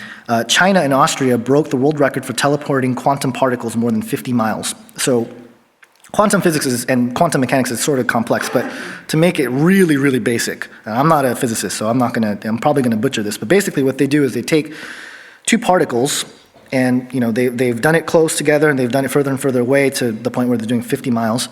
They're quantumly entangled, so when they influence one, the other one immediately has the same effect. So what they're hoping for with this is that we'll be able to have technologies to beam particles to the satellite, which results in a quantum internet. Instead of just a few seconds late, now it's literally instantaneous, because as soon as one particle changes, the other one is happening faster than the speed of light. And when you think about 3D printing and all the information that we're getting through all the sciences, beam me up, Scotty, this is really happening. I want to just focus real quick on CERN. Most of us know about CERN. It's where they have the Large Hadron Collider. They shut it down, I think, earlier this year. They're going to reopen it in 2015. I believe they said that they've only been running it at half capacity. So they want to fix it so they can run it at full capacity, which, great, that's wonderful. But of course, it's interesting that they have the statue of Shiva, the Hindu deity of destruction, in front of CERN there, which of course is, that's good, you know. In January 1st, The Guardian, interviewing a scientist, the scientist said this: "What you'd expect is that as you reach the right energy, you suddenly see inside the extra dimensions, and gravity becomes big and strong instead of feeble and weak." Says Parker, the sudden extra pull of gravity would cause particles to scatter far more inside the machine, giving scientists a clear signal that extra dimensions were real. Extra dimensions may separate us from realms of space we are completely oblivious to. There could be a whole universe full of galaxies and stars and civilizations and newspapers that we didn't know about, says Parker. That would be a big deal. I would think so. That would be a pretty big deal, because this is where science is really leaving the materialistic worldview, and they're really adopting a spirituality. And they're starting to gain this idea of, I think they're starting to lean towards a pantheistic monism type of religion. And there are plenty, I didn't quote any here, but there are plenty of scientists, leading biologists and lots of scientists that are picking up on the spirituality, actually calling for the institution to start rewriting science and breaking down some of these materialistic answers that don't answer anything, as LA showed, that, you know, Dawkins is intellectually bankrupt. They're saying we need to incorporate these different elements of spirituality in order to answer some of these questions. So even the materialistic sciences are starting to say this. There's a book called Technopoly by Neil Postman, and he also wrote another book. Well, that's irrelevant for this, but let me get this quote, because I think this is a quote that really gives us a good picture of how we should be dealing with this and what we're really dealing with now. And he says this: "New technologies alter the structure of our interests, the things we think about. They alter the character of our symbols, the things we think with. They alter the nature of community, the area in which thoughts develop. For something has happened in America that is strange and dangerous, and there is only a dull and even stupid awareness of what it is, in part because it has no name.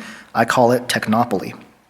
And if you go on YouTube, there's videos of these kids that are really good on the iPad. You know, they're in these little, whatever they're called, I don't know what they're called, with the babies, and they have the little carriage thing, and they have their ball and the bells and all this stuff in their iPad, and they're like, you know, playing with their iPad, and they're very good with it. And there's a video footage of a little baby who plays with the iPad. She's good with it. She can play her games. And then she goes to a magazine, and she starts trying to move the pictures around on the magazine. A lot of people are saying that we live in this next generation is going to be called Generation S, Generation Screen, because everybody is in front of a screen. And I don't know. I don't know if that's a good thing or bad thing. And also, we're really moving into this world of augmented reality. Google, and of course Ray Kurzweil, who I didn't bring up in this talk, but if you guys know, Ray Kurzweil is the new head of engineering at Google. I think he was just named earlier this year. He's the man who's really for transhumanism. He started Singularity University. He believes that we will be immortal by 2045. He believes we'll reverse engineer the brain by the end of this decade. He also believes that he is going to resurrect his father. That is his main goal. So this is where the head of engineering at Google is, you know, that's where his mind's at. But augmented reality. Google has just recently done a commercial on something called the Google Glasses, I believe is what it's called. And basically, I don't know if you've seen the commercial for it, but it's a pair of glasses, but it's augmented reality. You have, you know, from the right side, or my right, you have your time. It's kind of like looking at a laptop screen where you have your time, you have all your applications that you can pull up, you can tell it to take pictures or take video, you can pull up the internet. It's just amazing that this stuff is on the market now, and you can buy it. It's like, I think it was $15,000 or something, and it's coming out next year in 2014. So if you see some people walking around with stylish glasses, they may be filming you without knowing it. And there's sort of an uprise as well, people against this idea of, hey, I don't know if I want to be just randomly filmed by somebody and not know it through their glasses. And there's there's a series called H+ that aired on YouTube. It's a series of small, just 3 to 4 minute segments of footage, or not footage. It's actually like a major motion type thing, but they just made it in snippets. And I have a clip from it here. This is actually the first episode, and I thought it did a really good job of showing what we're facing here, what kind of world we're going to start living in, and hopefully this works here.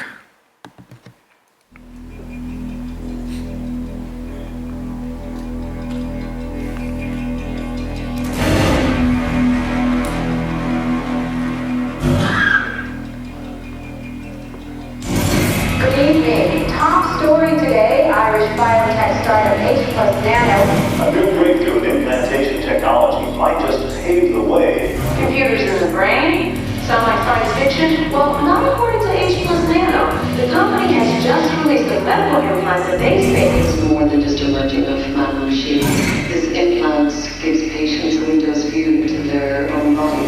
H+ is giving consumers exactly what they want, and Mortal Systems has the most reliable network. The problem is, we have antitrust laws. Do you see this one day replacing doctors? If you look at our African Youth Initiative, for example, we're doing exactly that. Well, I have just one antitrust law. I don't trust anyone who wants to stick a computer in my head, especially privacy. In other news, Roll Textos fell yet again. Protesters are part of a larger anti-technology movement inflamed by the recent deaths of 4 human test subjects. These scientists need to understand that we are people, we are not their toys. Hundreds of millions of people worldwide stood in long lines today to be the first to try out. A computer in your head. H+ Nano's long-awaited successor to the N54 medical implant has finally hit the shelves. And it may look like a new stage, but that floating interface has everything you need, from chat, video. I wanted to listen to some music. For all you grown-ups out there considering the implant, Just swipe over to music, right? consider this. 4 data centers were breached this weekend, Its creator, A, compromising the personal information. is not supported anymore. B, has been missing for weeks. H+. The world is in you. You're always online. You're always connected.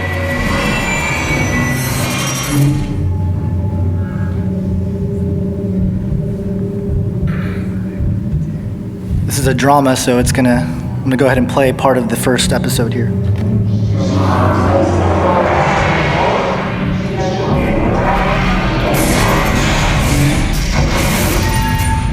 You said writer at travel plans? The hotel info in South Hill.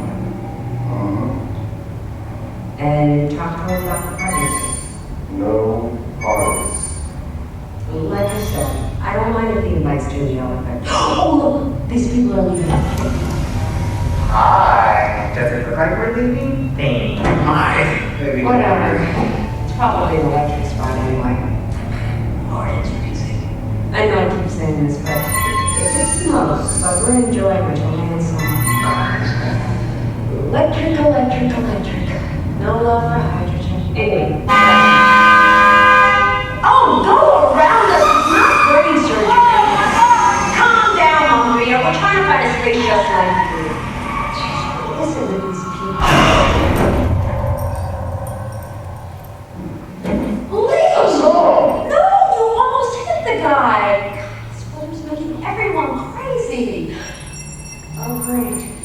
Now people are totally offline. We're gonna be parking in the sewers. Let's just drive. Lee, let's go. Yeah, go. What's the problem? Oh my God. Are you kidding me? Hello? You're still watching that game on your own planet. You've been watching it the whole time, haven't you? Oh, jeez. Do you know that?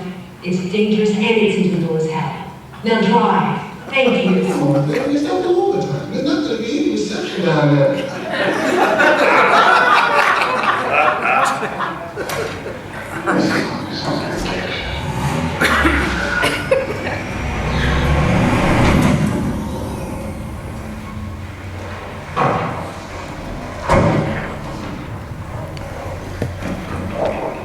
I'm sorry, I snapped. Can I just leave that? I tell you something and you just... I got it. Yeah. I got it.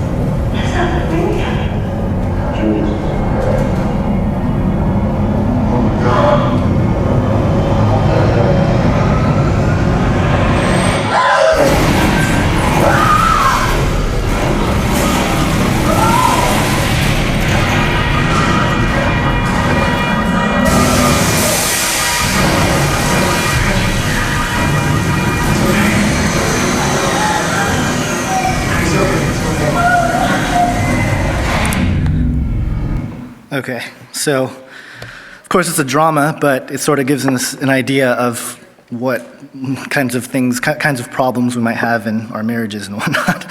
But I just think it's a great sort of way to capture how this is going to be really in our face very, very soon.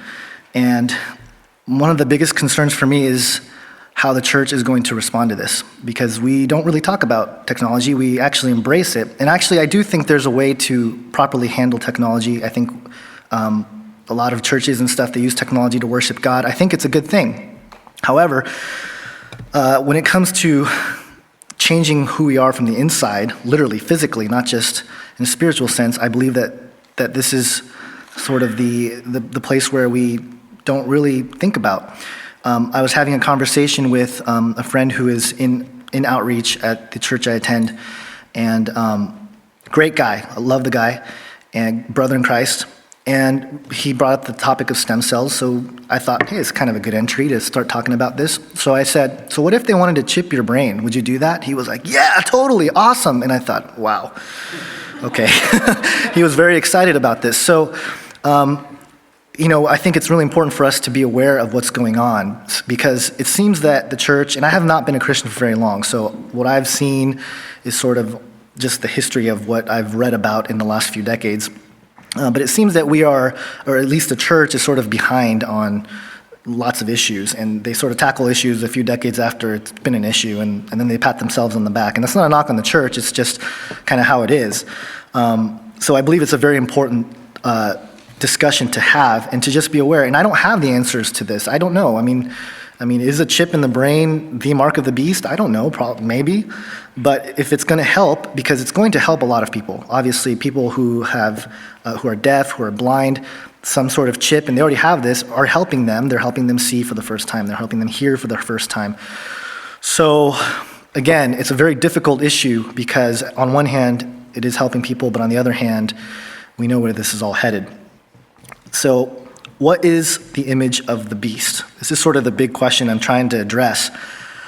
I'm not sure what it looks like. There are the first commentary on the book of Revelation by Victorinus, I believe is how you pronounce it. He basically said that, it's a statue that's going to sit in the temple, and obviously an angel is going to enter it, and it's going to make the statue speak. Maybe, but I have a feeling it's going to be something more. Revelation 13, it says, it performs great signs, even making fire come down from heaven to earth in front of people. And by the signs that it is allowed to work in the presence of the beast, it deceives those who dwell on the earth, telling them to make an image for the beast that was wounded by the sword and yet lived. And it was allowed to give breath to the image of the beast, so that the image of the beast might even speak and might cause those who would not worship the image of the beast to be slain. So it's just very interesting that in our modern day and where we're headed in technology, verses like this have some sort of relevance. And I haven't quite figured it out yet. I don't know exactly what it looks like, but I hope that we start thinking about these things because, obviously Revelation 20 says, and I also Also, I saw the souls of those who had been beheaded for the testimony of Jesus and for the word of God, and those who had not worshipped the beast or its image and had not received its mark on their forehead or their hand. They came to life and reigned with Christ for 1,000 years. So I think it's an element that's often ignored with a lot of prophecy teachers. We talk a lot about the mark, we talk a lot about the beast itself, but the image we don't really talk about. And with technology and where it's headed today, I just have a feeling that it might have something to do with it. The role of technology. Developing technologies resulting from rapid discoveries in science is a net that is cast over the earth and will play a role in the fulfillment of biblical prophecy, especially pertaining to the mark of the beast and the image of the beast. And so again, I don't have all the answers, but I feel like this is part of the UFO deception in this one way. If and when ETs arrive, there will undoubtedly be people who are very weary of them. I'm sure there are a population that will accept, what they offer. But at the same time, how much more credible would these alien beings be if our leading scientists and a lot of our people in technology and sciences look at what they're offering us and they verify it? They say, oh, yes, we understand this through quantum physics. They just give us a clear answer of it. Or we understand this through our understanding of genetics. It sort of gives it credibility at a different level. They're going to start following, obviously the atheist and scientific world. They'll accept it because it matches the science. And that's something that I don't think we really think about too much. But again, it's this idea of the Prisca Theologica, this unifying theory. And I believe that's part of the deception, that when these ETs come, not real ETs, these demons manifest as aliens, they're going to have the Prisca Theologica. They're going to have the one theory that's going to unify everything. And the reason why we're going to accept it is not just because it's supernatural or it's great or anything like that. Of course, that's a huge element. But I believe it's because it is going to make sense in the realms of science and technology. And so all I have to say is, come quickly, Lord Jesus. Thank you for sitting through that.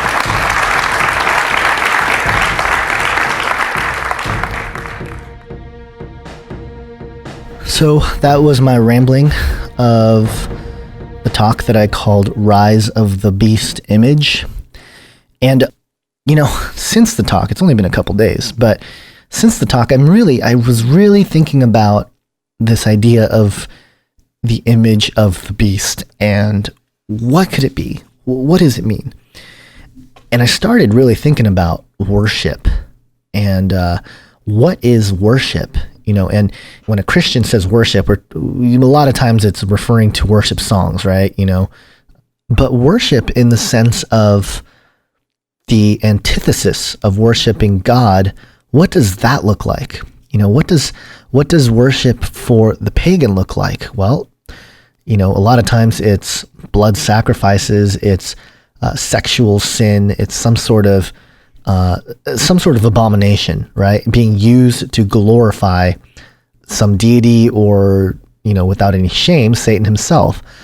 So, when I think about the Antichrist, the beast, and the second beast that gives breath to the image, right? They make people build the image, and then he gives the image breath.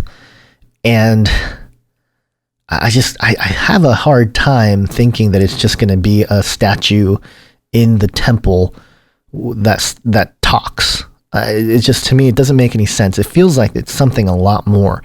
And when you start thinking about worship in the antithesis way from worshiping God, again, what are we really talking about here? Are we talking about something that is a little more abhorrent than we might initially think? Because we often think, oh, worship, we're just, we're on our knees, we're bowing down, oh, we worship you. But I think there's something a lot more going on here. And I actually think, I don't know, but I think that the image is going to, and it has the power to kill you if you don't worship the image. And so there's got to be something where not only is this worship necessary, but if you don't do it, you get killed. It's got to be, if you're thinking in terms of modern day technology and the world grid and all this stuff going on, it's got to have something to do with being plugged into this, I guess you can call it ether, or the World Wide Web. And what I mean by World Wide Web is not just the internet, but whatever system is going to be in place that is really going to lock us down. I mean, we're already connected, in many ways through digital devices and through all these gadgets and stuff like that, but it's going to be at a different level. And so when you think about the image and, the image desiring worship, I mean, could it be, because it also ties in with the mark, right? Because the second beast also employs or deploys the mark of the beast. So there's got to be something where you're tied in to the grid and somehow your life depends on the grid. And, who knows? I'm just speculating here. I'm just thinking out loud. But could it be that there's some sort of, maybe some kind of abhorrent behavior that needs to be accomplished in the sight of this image, which basically would be a monitoring system where if you don't do certain acts, you will be cut off. The energy supply that supplies your body will be cut off, and therefore you will die. And, I don't know. I have no idea. I'm just speculating. I love to speculate, and we do this a lot on this show. But, it just made me think, like, what is really going on? But then it also made me think, if that's the case, if not worshiping the beast and not taking the mark causes this system to kill you, is there even a choice? I do believe there is a choice as far as, taking the mark or not. I think it's pretty obvious. But what I mean by choice is that, are we going to know? And if we keep integrating ourselves with machines, and, I talked about Google Glass, I'm sorry. I kept saying glasses in the talk, but it's glass, Google Glass, and other augmented realities that are coming online. Where do we draw the line? I mean, is it an actual chip that enters us? Is that the mark? Or is that the beginning of the mark? I don't know. But this whole idea of an image has to be something that disseminates and interlocks with the mark of the beast. And they have to work hand in hand.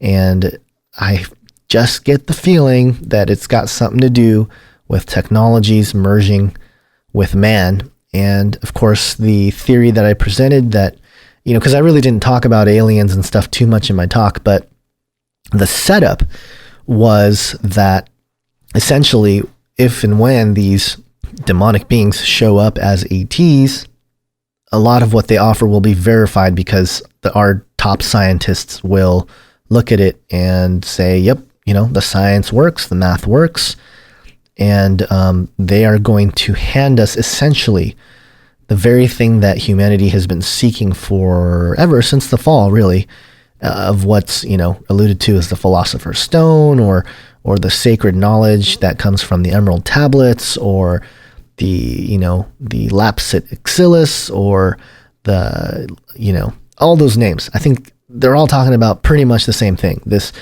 thing that causes us to ascend into godhood. And that's just something that it just makes too much sense. And it makes too much sense that in science we're looking for the grand unified theory, right? The theory that covers everything. And again, if we're looking for the grand unified theory, it sounds a lot like the Prisca Theologia. And I don't know. I just feel like digging into some of these things more. I mean, these last few weeks of putting this thing together, I've really gained more interest in mythology, and because the more you look at technology and what's happening, the more it kind of points you to the past, right? And especially if we're talking about the days of Noah, we're looking at ancient history and what some of these occultists are saying about the ancient times. And it's just fascinating to me that, the most people, most Christians anyway, don't necessarily acknowledge the occult at all. They'll say, the occult is just evil, pure evil. And I would say to that, yes, it is not a good thing, and it's not a necessary thing. It's not for everyone. But there is a certain level of looking at it and knowing that these guys have a twisted worldview, an opposite, antithetical worldview to Christ and Christ crucified and God, and Yahweh in the garden and everything. They have an opposite view of him. You can sort of use that method, if you will, that set of glasses to render some of the things the occult is saying and make sense of it and say, okay, you're saying this, but really if you look at it from the opposite direction, you're looking at it the right way, and it makes sense with the Bible. It's not inconsistent with the Bible. And it makes sense with what we see around today and what we are told is going to happen as the prophetic things that were written about thousands of years ago starts to unfold. So I don't think it's really a bad thing. It's just not for everyone. I think it's much better to, and I made this point to someone who asked a question this weekend as well, but I think it's much more important to be able to watch things that are of occult roots and know that that's what they're doing. Because I think most people, while they poo-poo the occult outright, they themselves are out there watching movies, watching TV shows, and reading magazines and reading books and things like that are just completely influenced by the occult. And even in topics that you don't think really are influenced by the occult.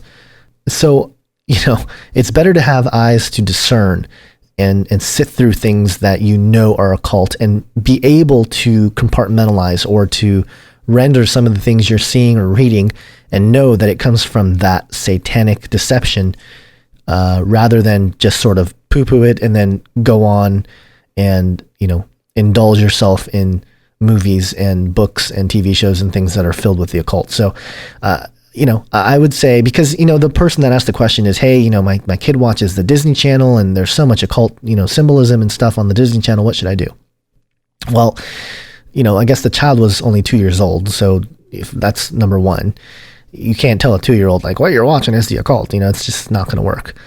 But as the child gets older, as they start to understand things, I think it's important to be able to discuss with them like, hey, this isn't good stuff. This isn't the things we are watching with discerning eyes. And if we can raise our children to have that discerning eye, they will be able to be in the world and not of it. And that's really the main point here, I think, for all of this, is to be able to walk through life and know that we don't belong here, that our eternity is not in this flesh and blood system we're in now.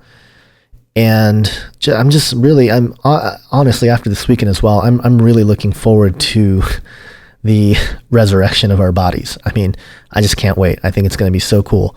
And I think when we stand in front of the gates of heaven and we enter the new Jerusalem and the new heaven and the new earth are all set in place, I feel like it's going to be a moment when everything's going to make sense. And we are going to know the reason why we had to go through what we went through in this life and just humanity and human history and all the troubles. We'll know exactly why we had to go through that. And then what I'm really excited about is being in the presence of God and being able to pick God's brain, so to speak, and just learn all the things. And we can do that now, which is the great thing. He gave us his word, and his word has stood the test of time. And which it makes sense, because God being outside of time, God being eternal in both directions, even though the time-space continuum may not be eternal in both directions, it's just great to be able to go into the Word and study it. And, I think what I'm going to do also, as I work on part 2 here, and I'm, it's almost become this thing where it's going to happen. It's going to happen. It'll be great. But at the same time, I really want to dig into the Bible. I really want to look at some of the prophecy stuff that happens in Isaiah and Daniel and of course Revelation, and just really dig in. And I want to get a better grasp of the Middle East. And I know Obama and the Pope are supposedly going to be there in I guess when this airs, they'll probably be there already. But and who knows, this could be some very significant events that occur there while the new Pope Francis and Obama are in Jerusalem. But nevertheless, I want to get a better grasp of some of the things that go on in Israel, just because everybody talks about Israel, but there's something, maybe it's because I'm just a younger Christian, where, I haven't been looking at this stuff for decades, but there's something about the talk about Israel that doesn't rub me right. I'm not sure what it is. And it's not as simple as, I just don't get it. I do get a lot of it, but there's something about how a lot of prophecy teachers seem to point to certain scriptures and say, this has to happen, or this is what's going to happen, or this is what it's going to look like, that doesn't necessarily sit well with me. So that's something that I just have to parse out myself. And I feel like that's on my heart to really dig into as we go forward here. And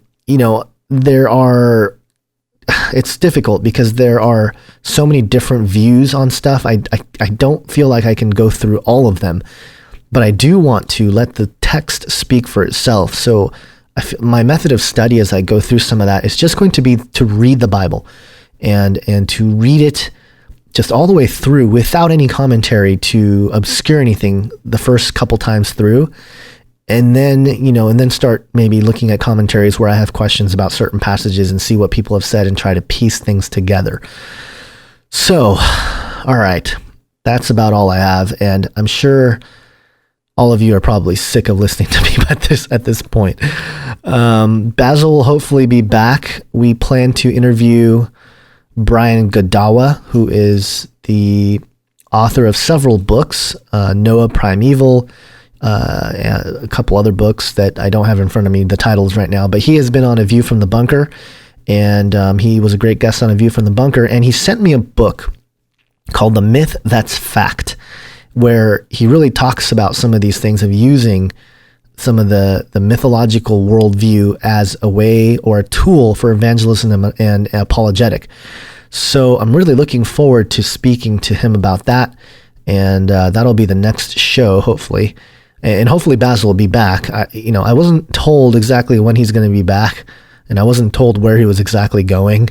So Basil is out there somewhere, and hopefully he's doing well, and he's making music that brings people to the Lord and whatnot. So if you have any questions, you can email me. I'm going to go ahead and give out my personal email, which is facelikethesun@gmail.com. And, or you can email Canary Cry Radio at canarycryradio.com. You can visit our Facebook page, facebook.com/Canary Cry Radio.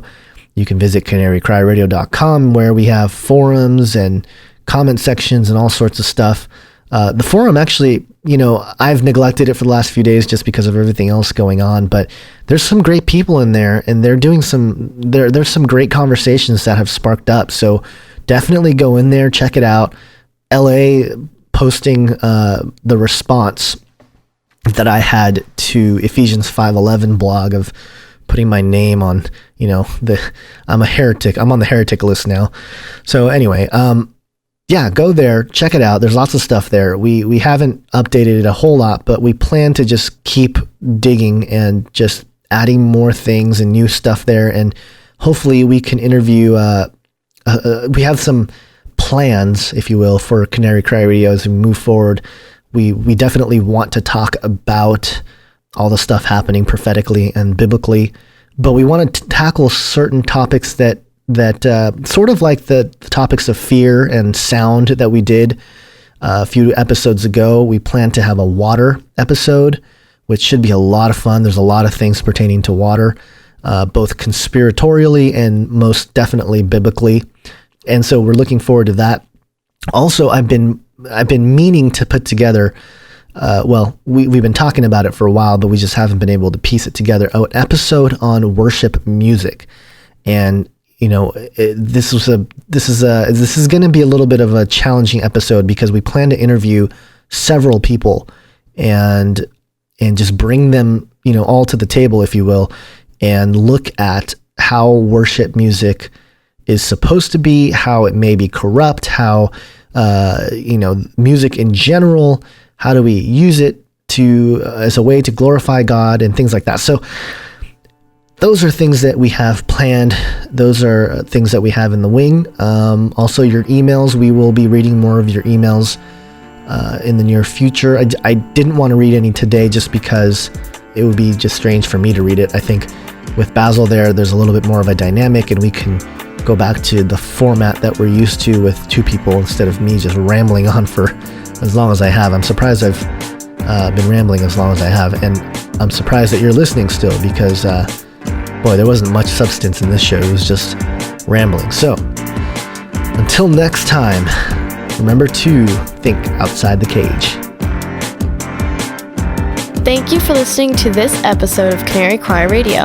The show notes for this episode and many others are available at canarycryradio.com. Make sure to connect and like our Facebook page at facebook.com/canarycryradio. Follow us on Twitter at Canary Cry Radio.